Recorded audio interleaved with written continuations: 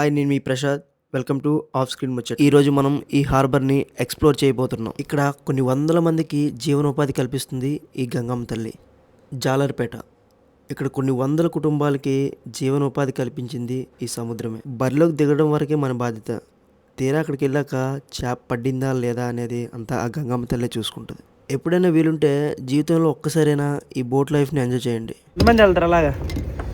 7 మంది 8 ఫుడ్ అన్నీ ఇక్కడ లోపలే, సరుకులన్నీ ఇక్కడ పెట్టుకుని వెళ్ళిపోతారు. కింద వెనకాల ఎక్కడ కుకింగ్ రూమ్, ఎక్కడ వంట రూమ్ ఇదే కుకింగ్ లాక్ చేస్తారేంటి? ఇది యాంకరా? స్టోరేజ్ ఇది తాడులు గట్ట సపరేట్ సామాన్లు నీళ్ళు మాకు ఇస్తారు. వేటను బట్ట ఫిషింగ్ బాగుందనుకో 10 లక్షలు వచ్చింది అనుకో, 10 లక్షలు వస్తూ మాకు 1 లక్ష రూపాయలు వస్తే మళ్ళీ ఓనరు ఎక్స్ట్రా 20,000 అలా ఇస్తాడు. మాకు ఎండి చేపలు గట్ట ఉన్నాయా ఈ వీటిలో లెక్క ఉంటుందా? మీ ఓన్ డబ్బులు లెక్క ఉంటుంది. మీరు ఓన్కి అమ్ముకుంటారా? అమ్ముకుంటాం.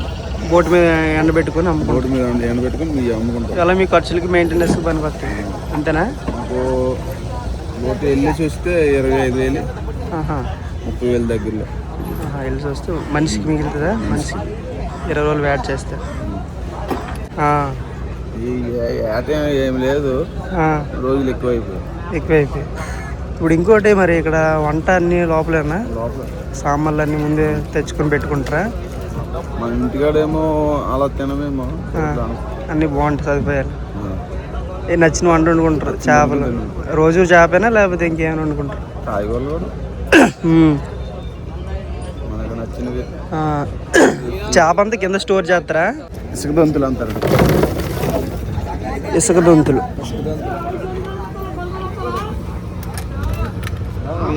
అట. దీన్ని ఏమంటారా? ఇది కానగడ. దీంట్లో 2 రకాలు ఉంటాయి కదా, రెడ్ ఒకటి ఒకటి తెల్ల ఒకటి కానగడ. డ్రైవర్ ఎవరన్నా? డ్రైవర్ ఊరు వెళ్ళారు. డ్రైవర్ సెలవు ఉన్నాడా? డీజిల్ డబ్బులు వెళ్తే కిట్టవచ్చు కిట్టపోవచ్చు, అన్ని మంచి చెడ్డ చూసుకోవాలి. నష్టమైనా లాభమైనా వాటర్దే కదా. 8 లక్షలు మినిమం 10 లక్షలు వేయాలి. వ్యాపారం ఉన్నా లేకపోతే 10 లక్షలు వేసి వెళ్ళి రావాలి, అంతే కదండి. 10 మంది వెళ్తారా? 15 మంది వెళ్తారు. అంతా 10 9 మంది 9 మంది. అలాగైతేనే మిగిలితే మీకు గిట్టుబాటు అవుద్ది. 4-5 గోన్ తెస్తావు కదా మరి. గోన్ ఎవడు పెస్తాడు నీకు? వచ్చే అదే ఇవ్వట్లేదు. మరి నెత్తలు చూడుతాను నెత్తలు పడిచారు. నెలలో కడతారు. చేప గుడ్డు పెడుతుంది కదా, అప్పుడు పెట్టి పిల్ల అయ్యాక ఎదిగాక అప్పుడు మన బోట్లు పూజ చేసి గంగమ్మ తల్లికి తర్వాత వెళ్తారు ఏటకి. ఈ 2 నెలలు తర్వాత ఏప్రిల్ మే, మన మార్చిలో ఏట. జీపీఎస్ ట్రాకర్ ఉంటుందా? జీపీఎస్ అంతా జీపీఎస్ ట్రాక్ ఉంటుంది. ఇలాగ వెళ్ళాలి, ఈ ట్రాక్ మీద నుంచి ట్రాక్ మీద నుంచి రావాలి, ఎంత లాంగ్ వెళ్ళాలి, ఈ బోర్డర్ వరకు వెళ్ళాలి. వాచ్ చూపించండి ఒకసారి. అందరు ఇదే వాచ్ ఎక్కువ పెట్టుకుంటారు. ఏంటి కాదు, 5 సంవత్సరాలు గ్యారెంటీ వాటర్. ఇదే వాటర్ ప్రూఫ్. ఎమర్జెన్సీ అయితే ఏంటి పరిస్థితి అన్న? సడన్ గా ఎమర్జెన్సీ మనకేమైనా అయితే మరి సీరియస్ అయిపోయింది అనుకో, ఎక్కడైనా ఊర్లో వస్తారా బోట్? అక్కడ వచ్చేసి అక్కడ బయట నుంచి వచ్చేది. సోనా బోట్లు అయితే లోపలికి వెళ్ళిపోతుంది. ఇదేంటంటే ఒక 20 కిలోమీటర్ 30 కిలోమీటర్ల లోపల మనకు సిగ్నల్ ఉంటుంది. 100 మీటర్లో కూడా అంతే. కానీ అటు నార్త్లోనైతే అంతే, పారడిప్ సైడ్ ఇటు అయితే మళ్ళీ ఆటోమేటిక్ సిగ్నల్ అడిగితే ఆపుతాను రా. ఆధార్ కార్డు మొత్తం సెట్టింగ్. ఈ తాగుతారా టీయా?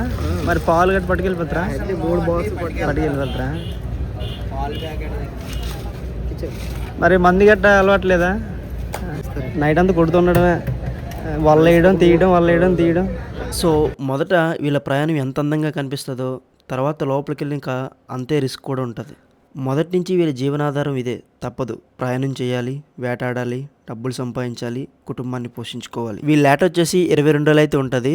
అయితే ఈ ఏట కంప్లీట్ చేసుకున్న తర్వాత మళ్ళీ ఇదే హార్బర్కి వచ్చి వాళ్ళు పడిన చేప అంతా ఇక్కడ బయటికి తీస్తారు. అయితే చూసారు కదా, ఇది ఎల్లో టోనా ఫిష్ అంటారు దీన్ని. చూసారు కదా, దాని కలరు, దాని స్ట్రక్చరు, దాని క్రెక్కలు, దాని యొక్క మొత్తం ప్రతిదీ డీటెయిల్గా ఎంత నీట్గా కనిపిస్తుందో. మిగతా ఈ చిన్న బోటు ప్రయాణాలు వచ్చేసి ఒక రోజు 2 రోజులు వేట అయితే ఉంటుంది. ఏ వేట అయినా సరే మళ్ళీ ఇక్కడికే వచ్చి చేప అయితే అమ్ముకోవాల్సి వచ్చిన పరిస్థితి. మనకిక్కడ దొరకని చేప అంటూ ఉండదు. A to Z అన్ని చేపలు కూడా మనకి ఇక్కడ అవైలబుల్గా ఉంటాయి. ఇక్కడ కష్టపడి వేట చేసుకున్నోడిది లాభం కాదు, ఇక్కడికి వచ్చి అమ్ముకున్నోడిది లాభం. మీకు ఎప్పుడైనా ఒక ఫ్రెష్ చేప కావాలన్నా, తక్కువలో కావాలన్నా ఈ హార్బర్కి వచ్చేవలసింది. ఇక్కడ పడిన ప్రతి చేప దూర ప్రాంతాలకి, కొన్ని విదేశాలకు కూడా ప్రయాణం చేస్తున్నాయి పార్సల్ ద్వారా. అసలు నిజంగా సముద్రపు చేప అంత రుచి ఎక్కువ, తింటే మంచిదేనా?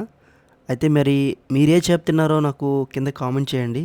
మళ్ళీ వీరు ఏట మొదలు పెట్టాలంటే వారి ఆయుధాలను మళ్ళీ సానపెట్టాల్సిందే. ఇక్కడ పచ్చి చేప ఎంత అందంగా కనిపిస్తుందో ఎండి చేప కూడా అంతే రుచిగా ఉంటుంది. ఇక్కడ వీరి ముచ్చట్లు, వీరి బేరాలు, వీరి వ్యాపారాలు అన్నీ సక్రమంగా హ్యాపీగా జరుగుతున్నాయి. ఇక్కడ వీరు ₹1 తింటున్నారని మనం బాధపడనక్కర్లేదు. ఆ గంగమ్మ తల్లి ఎప్పుడు వీరికి అండగా, ఎప్పుడు కష్టం వచ్చినా కూడా నిలబడుతుందని నమ్మకంతో వీళ్ళు వ్యాపారాలు చేస్తుంటారు. వేటతో మొదలైన వీళ్ళ ప్రయాణం ఒడ్డుకొచ్చి చేపగా మారి దాన్ని ప్రజలకు అందిస్తుంది ఈ ఫిషింగ్ హార్బర్. సో ఇదేంటి మరి ఈ వీడియో మీకు నచ్చినట్లయితే లైక్ చేయండి, షేర్ చేయండి, అండ్ మా ఛానల్ని ఫస్ట్ టైం విజిట్ చేసినట్టయితే సబ్స్క్రైబ్ చేసుకోండి. Thank you for watching. By by. జై